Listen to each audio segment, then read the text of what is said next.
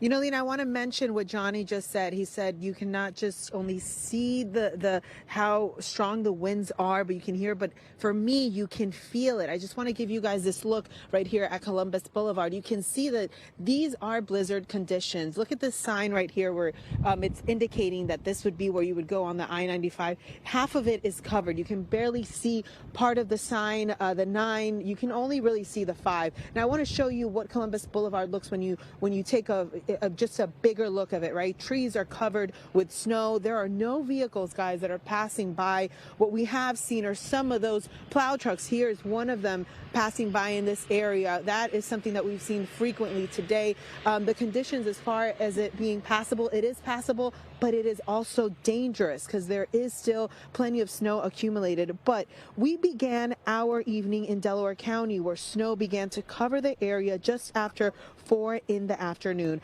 Baltimore Pike was passable, although we saw a lot of slush. The visibility on I-95 was relatively poor. You could see the first few vehicles ahead of you, but not that much farther than that. The slick roads had drivers on the highway driving slowly, I would say about 30 miles per hour on Columbus Boulevard in South Philly.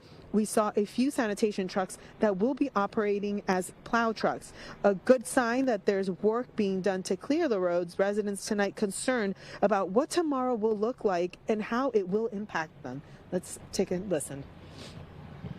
Biggest concern is, well, I have a wife that's sick, so she has MS. But just, making sure I can get around with her, get her to the doctors.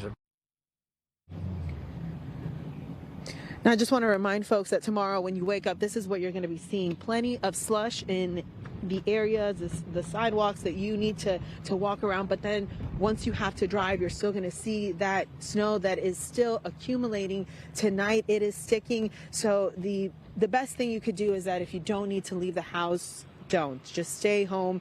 It's going to be pretty dangerous. Back to you guys.